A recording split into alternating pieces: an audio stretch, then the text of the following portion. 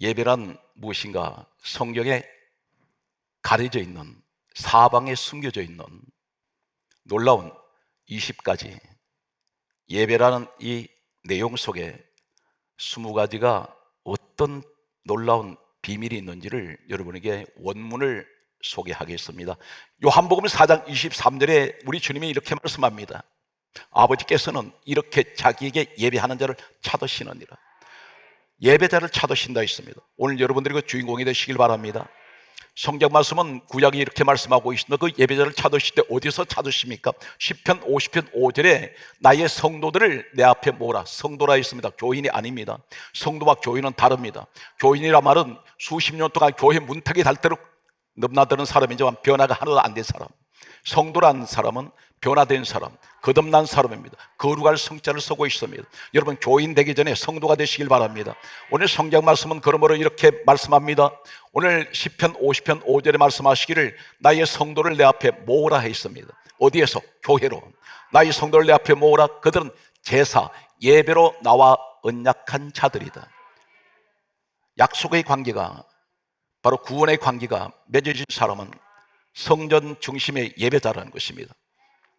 오늘 이제 저는 여러분에게 20가지 예배라는 이 말씀 속에 성경에 기록하고 있는 놀라운 원어를 여러분에게 소개하겠습니다. 성경에는, 구약 성경에는 제사란 이 말이 히브리어 원문에는 약 7가지가 다 다릅니다. 원문이 전혀 다른 의미를 가지고 있습니다. 오늘은 제가 4가지를 종합적으로 여러분들에게 이 예배란 무엇인가, 그리고 오늘 예배 자리에 앉아 있으면 이 20가지가 내게 주어지는 이 놀라운 축복을 여러분 깨달으시면, 예배는 가장 중요한 것은, 기독교의 신앙은 가장 마지막 결론이 어떤 것이냐면 생명과 같은 것이 예배입니다.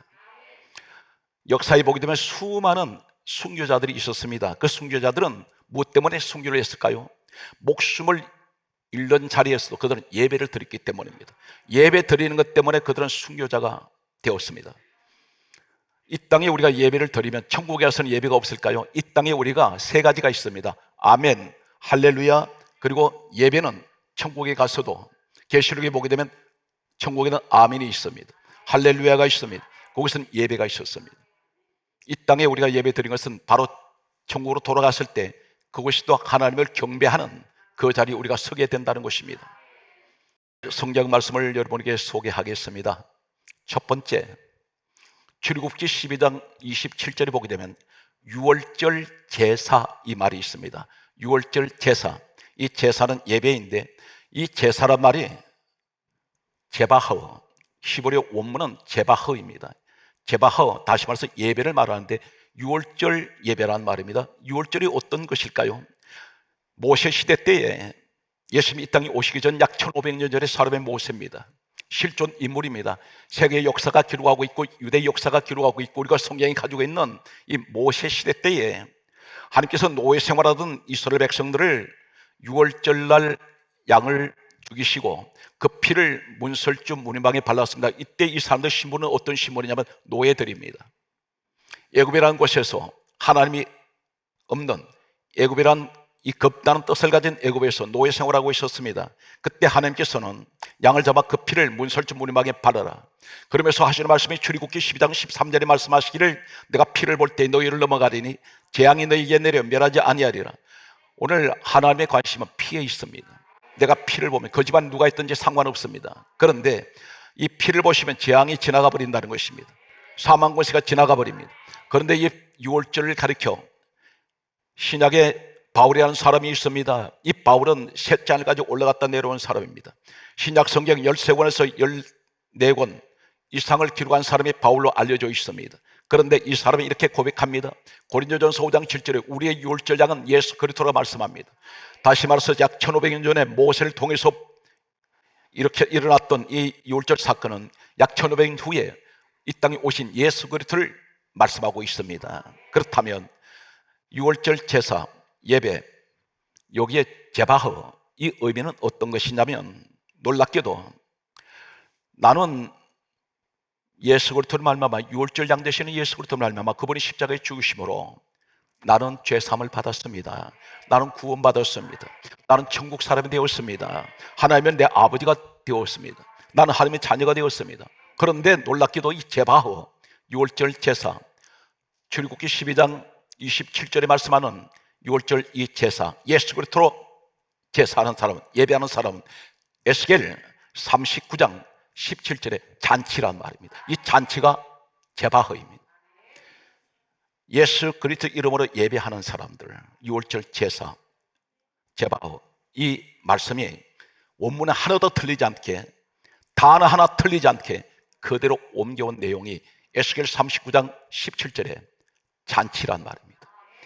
예배가 잔치란 말입니다. 왜 그렇습니까? 강조해 있습니다. 나는 6월절 양 되시는 예수 그리스도로 말미암아 요한일서 1장 7절에 우리의 모든 죄가 깨끗하게 되었습니다. 죽을 죄인이 살아났기 때문에, 죄인이 죄가 없어졌습니다. 지옥 갈 인생에 천국 가게 되었습니다. 6월절 양 되시는 예수 그리스도로 말미암아, 그러므로 예배는 잔치란 말입니다. 잔치란 말이 바로 제바흐입니다.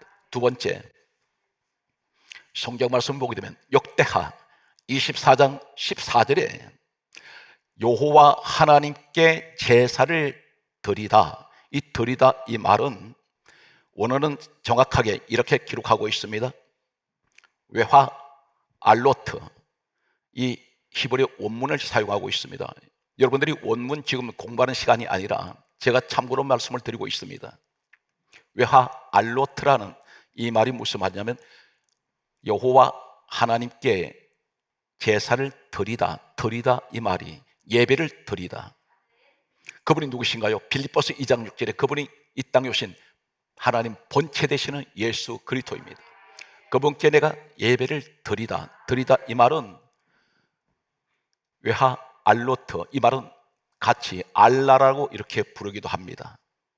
오늘 시간 참으로 알라라고 그렇게 소개하겠습니다. 이 말이 무슨 의미를 가지고 있을까요? 똑같은 역대하 29장 29절에도 여호와 하나님께 제사를 드리다, 드리다 이 말이 똑같이 외화 알로트, 알라라고 부릅니다. 그런데 이 말이 바로 어떤 의미를 갖고 있냐면 오늘 이 자리에 예배를 드리고 있습니다. 그런데 여기에 역대하 24장 14절에 번제란 말도 똑같은 외화 알로트, 알라라는 말을 쓰는데 내가 하나님 앞에 번제라면 완전하게 드려지는 예물을 말합니다. 이것을 내가 드렸을 때에 예배를 드리고 있을 때 드리다, 이 드리다 이 의미가 외화 알로트 알라 히브리 원문은 무엇을 말씀하냐면 이제 여러분에게 이 시간 예배 드릴 이 자리가 현장입니다. 이 축복이 주어집니다. 성경 말씀은 이렇게 기록합니다. 창세기 19장 15절에 동틀 때, 이 틀자 이 말이 알라 외화 알로트, 역대하 24장 14절에 여호와 하나님께 예배를 드리다, 이 드리다 이 말씀이 그대로 옮겨와서 창세기 19장 15절에 동틀 때, 동이 튼다는 이 말씀이 똑같은 알라 외화 알로트입니다. 이것이 예배란 말, 예배란 말이 그대로 올라오는데 동 튼다는 말이 무슨 말입니까? 어둠에서 나온 사람들, 지난밤 캄캄한 칠흑 같은 어둠에서 새벽은 밝아오는 것입니다. 내가 어둠에서 나온 사람입니다. 어디로 나왔습니까? 빛 가운데로 왔습니다. 빛 가운데로 나오는 사람들, 어둠에서 나오는 사람들, 동틀 때. 여러분들은 지금 무엇을 말씀한지 아십니까? 과거에 예수 믿기 전에 내가 어둠의 권세에 잡혀 있었습니다. 그런데 내가 하나님 앞에 제사를 드리다 알라 외화 알로트를 했더니 오늘 하나님께서 나를 어디로 불러내시냐면 제사 자리, 예배 자리로 불러내셨다는 것입니다. 그 자리가 어떤 사람이냐면 이곳에 나왔냐면 어둠에서 벗어난 사람들, 빛 가운데로 나온 사람들.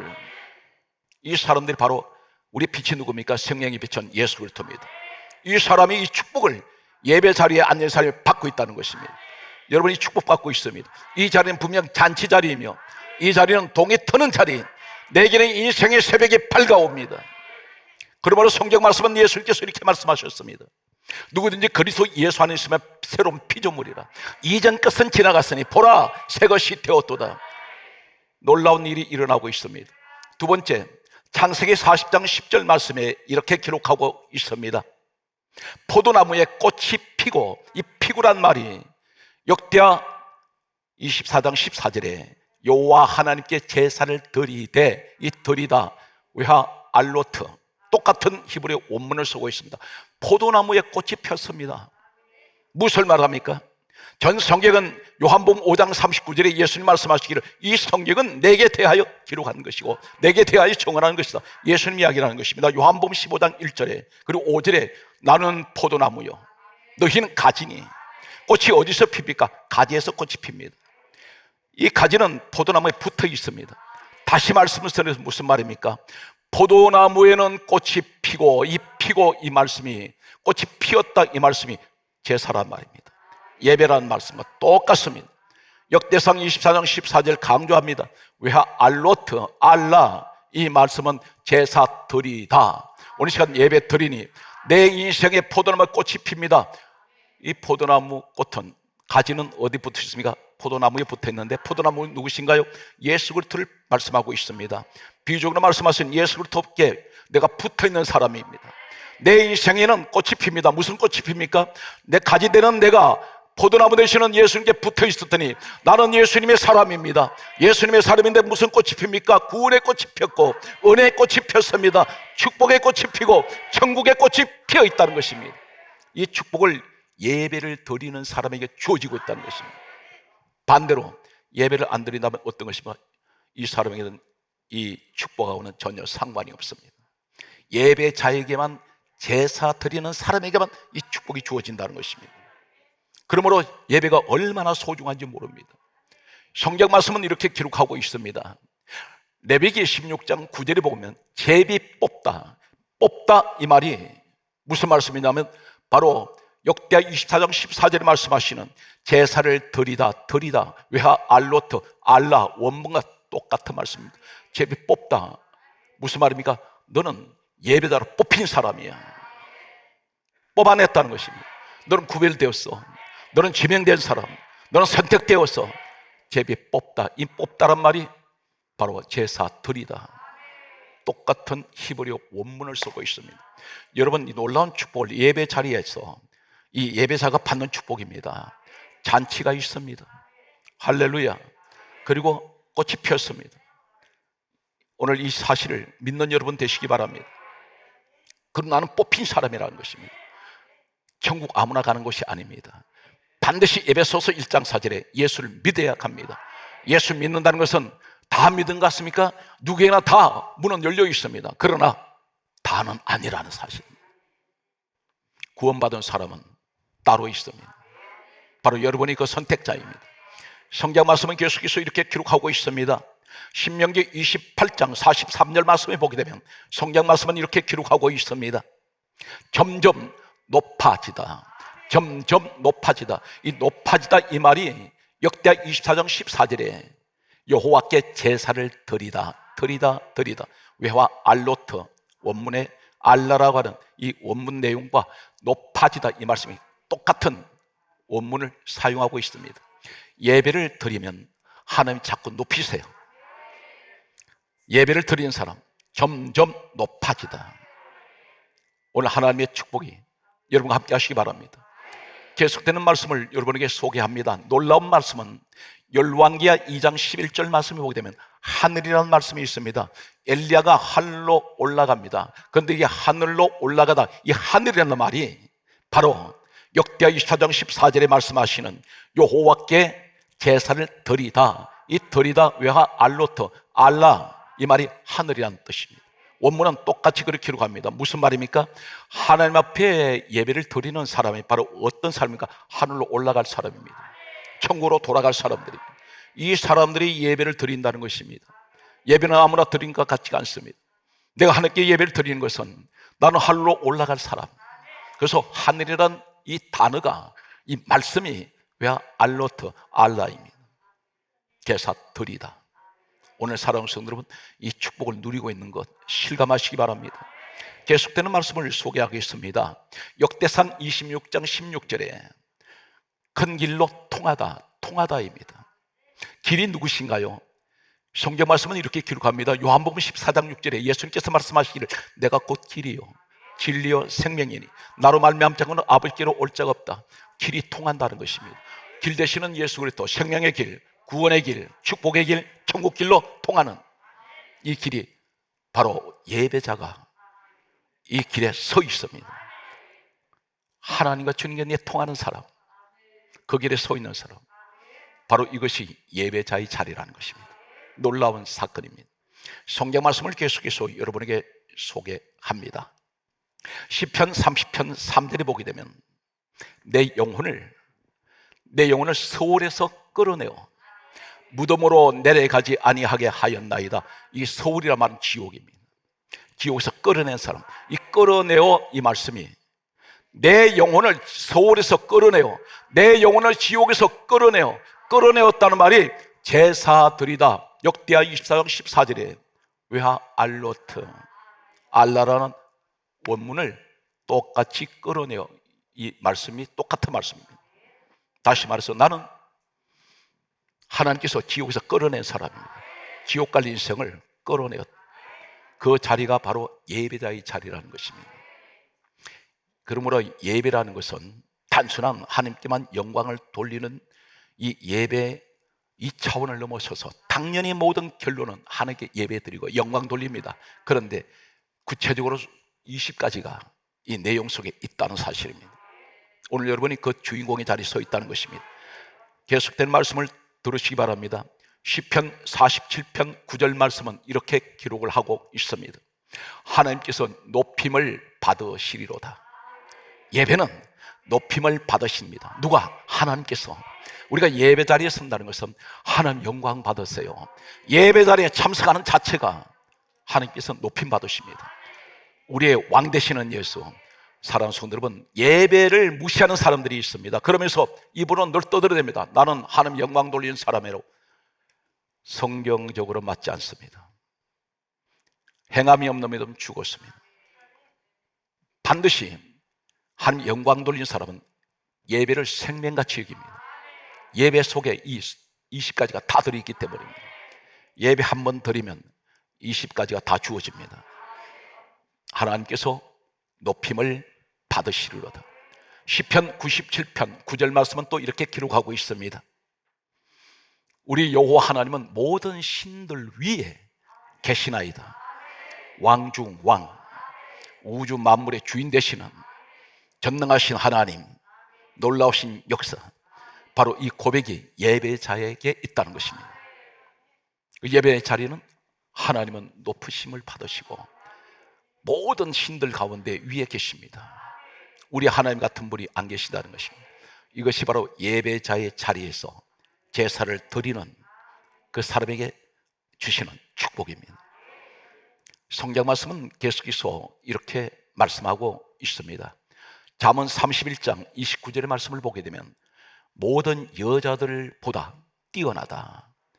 많은 덕행을 가진 사람들보다도 뛰어나다는 말은 수많은 믿음의 사람들이 있다 할지라도 특별히 예배를 드리는 여자가 뛰어나다는 것입니다. 특별하다는 것입니다. 이 땅에 어떤 일을 하더라도 결국은 뭐냐면 예배입니다. 우리가 하나님께 영광 돌리는 것은 전부 예배를 통해서 이루어진다는 것입니다. 그래서 성령님이 그렇게 말씀하셨습니다. 마지막 때 이 성령 시대에 귀 있는 자들은 성령께서 교회들에게 하실 말씀을 들어라. 교회는 예배가 있는 것입니다. 오늘 여러분 항상 어떤 일이 있더라도 예배 자리에 절 떠나지 마십시오. 성경 말씀을 계속해서 여러분에게 소개하겠습니다. 성경 내용을 보게 되면 성경 말씀은 이렇게 또 우리에게 기록하고 있습니다. 예레미야 8장 22절에 크게 따라서 치료받다. 치료하다가 아닙니다. 치료받다. 이 받다가 바로 역대하 24장 14절에 외화 알로트, 알라란 히브리 원문과 똑같은 원문입니다. 무엇을 말합니까? 예배 자리에 앉아 있었더니 내가 치료받는다는 것입니다. 누가 치료하세요? 하나님께서. 나는 그 치료받으러 왔습니다. 어디를 떠나지 않으면 예배 자리를. 아무리 바쁘다고 하는 소리, 바쁘다는 얘기하지 마십시오. 하나님 들으실 때 그건 핑계질하지 않습니다. 어떤 일이 있어도 사람은 죽는 자리에 들어가서도 예배를 드리다가 사드락 메삭 아벳노고 같은 사람은 불 속으로 들어갔습니다. 다니엘은 사정으로 던져줬던 사람들, 이 사람들은 순교를 각오하는 사람들입니다. 이러한 사람들이 이 시대에 많지가 않다는 사실입니다. 성경 말씀을 계속해서 보게 되면 예레미야 30장 17절에 이렇게 말씀하고 있습니다. 너의 상처로부터, 사랑하는 성도들은 상처가 없는 사람 한 사람도 없습니다. 너의 상처로부터 새살이 돋아나게 하여 이 말씀이 바로 역대하 24장 14절에 말씀하시는 외하 알로트 제사들이다. 이 내용과 똑같은 말씀을 사용하고 있습니다. 상처가 다 있습니다. 그런데 하나님께서 새살을 돋아나게 해주시고 내가 너를 고쳐주리라. 어디에서? 예배 자리에서. 우린 치료받아야 됩니다. 그러면 어떻게 됩니까? 환경도 치료받아야 되고 이 민족도 상처투성입니다. 치료받으려면 온 백성들이 다 주님 앞에 나와서 예배 자리에 앉아야 됩니다. 오늘 성경 말씀은 계속해서 이렇게 우리에게 또 말씀하고 있습니다. 아모스 7장 1절의 말씀 보게 되면 풀을 벤 후에 풀을 뱄습니다. 근데 다시 움돋기 시작하다, 다시 움돋다, 이 말이 바로 외하 알로트 알라입니다. 제사드리다.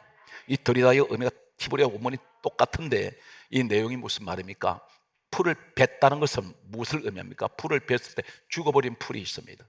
이 풀을 가리켜 왜 성경은 풀 얘기를 할까요? 이사야 40장 6절에 모든 육체는 풀과 같으며 우리를 말하고 있습니다. 시편 103편 15절에는 인생은 풀과 같도다. 우리 인생을 의미합니다. 내 인생이 풀을 베듯이 죽어버렸습니다. 나는 잘려졌습니다. 그런데 예배 자리에 앉았더니 하나님이 다시 움돋기 시작합니다. 다시 살아납니다. 다시 생명이 주어집니다. 이것이 예배자의 자리라는 것입니다. 사랑하는 분들, 힘들고 어려울 때일수록 예배 자리를 지키십시오. 이 어려운 시대일수록 우리는 예배 자리를 통해서 사단이 가장 싫어하는 예배를 드려야 됩니다. 그럼 반드시 이 20가지가, 이 사단은 그걸 알고 있다는 것입니다. 성경 말씀을 계속해서 보게 되면 요나서 2장 6절에 요나가 이렇게 고백합니다. 주께서 내 생명을 구덩이에서 건지셨나이다. 건지셨다, 이 말이 외하 알로트 제사드리다. 역대하 24장 14절 그대로 그 말씀이 이곳에 와 있습니다. 한 군데를 더 소개합니다. 엘리야 시대 때에 열왕상 18장 30절에 엘리야를 통해서 하나님께서 이렇게 말씀합니다. 너는 무너진 여호와의 제단을 수축하라. 이 수축이란 말은 다시 회복하라. 이 시대는 코로나 때문에 예배가 다 무너져 버렸습니다. 그런데 하나님 말씀합니다. 다시 회복하라. 수축하라, 이 말이 라파, 고치다, 치료하다 말입니다. 너 예배 회복되면 내가 너 고쳐주마. 이 민족이 코로나 바이러스부터 우리가 이길 수 있는 것은 현대 과학으로 못 이기고 있습니다. 그래서 3년이라는 세월 동안 온 세계는 불안과 공포에 떨면서 격리 아닌 격리가 되고 눈에 보이지 않는 작은 바이러스 하나 못 이기는 것이 솔직한 오늘 이 시대의 우리의 모습인데 하나님 어떻게 이기게 하십니까? 예배 자리를 지키라는 것입니다. 그러면 반드시 하나님께서는 라파의 하나님, 고치시고 치료하시겠다는 것입니다. 이 말씀이 라파가 어디 있습니까? 수축하다, 라파. 이 말씀은 출애굽기 21장 19절에 보면 완치되게 할 것이니라. 산후수분들은 몸이 아프십니까? 아니면 골마버린 이 내 마음에 상처가 있습니까? 하나님께서 말씀합니다. 예배자리 지켜라. 그러면 완치되게 할 것이니 이 말씀이 바로 라파입니다. 너 무너진 예배자리 다시 회복시켜라. 기도자리 회복시켜라. 그건 인간이 생각할 땐 도저히 어리석은 것 같지만 하나님 보실 땐 가장 지혜로운 것이라는 겁니다. 완치되게 할 것이니라. 이것이 라파입니다. 성경 말씀은 이렇게 기록합니다. 열왕기하 20장 8절의 말씀 보게 되면 주께서 여호와께서 나를 낫게 하시리이다. 나를 치료하시겠다는 것입니다. 성경 말씀은 계속해서 여러분에게 소개하겠습니다. 에스겔 47장 9절에 보면 되살아나다, 다시 살린다는 것입니다. 언제? 예배자의 자리가. 예레미야 3장 22절에 이 라파의 자리 제단을 수축할 때 다시 쌓아 올렸더니 오랫동안 이제 잠자던 내 영적 생활이 다시 회복되었더니 예배 자리에 섰더니 오늘 성전에 나와서 예배를 드렸더니 성경은 이렇게 말씀하고 있습니다. 예레미야 3장 22절에 내가 너를 고쳐주리라, 고치리라. 이 말씀이 바로 역대하 24장 14절에 외화 알로트, 그리고 또 성경에 말씀하시는 제바흐, 라파, 이 축복이 바로 예배를 드리는 사람에게 주시는 축복입니다. 말씀의 결론은 이렇게 강조합니다. 놀라운 말씀은 같은 어떤 이 말씀이 여기 있는지 모르겠습니다. 예레미야 8장 22절에 열왕상 18장 30절에 무너진 여호와의 제단을 수축하라, 수축했더니 비가 내리기 시작합니다. 3년 6개월 동안 닫혔던 하늘문이 열려버립니다. 이 내용이 오늘 놀랍게도 예레미야 8장 22절에 말씀한 수축하라, 라파, 이 말이 어디 있냐면 제단 수축이 바로 의사, 이 의사란 말이 라파예요. 어디에? 제단 수축이 라파인데, 다시 말씀드려서 왜 제단이 수축하는 게 라파입니까? 라파가 왜 의사라고 나옵니까? 그것이 뭘 말합니까? 너 예배드린 그 자리에 나는 치료하는 하나님이야, 내가 의사야, 난 너를 고칠 수 있어, 죽을 목숨도 살려내. 무엇이 고장났느냐? 사업이 실패했다고 말하지 마라. 너 나 앞에 엎드리면 이 말씀의 마지막 결론이 창세기 1장 28절에 복을 주어 생육, 번성, 충만, 정복, 다스리라. 이것이 인류 최초의 하나님 주신 말씀입니다. 첫 번째가 복, 바라크. 너 나 앞에 엎드려. 이 바라크라는 말은, 복이란 말이 바로 엎드리다, 절하다, 예배하다. 이 말씀이 경배하다, 이 말씀이 바라크입니다. 너 나 앞에 예배하면, 나 앞에 엎드리면, 나 앞에 무릎 꿇으면 생육, 번성, 충만, 정복, 다스림의 이 5가지 축복이 너에게 주리라.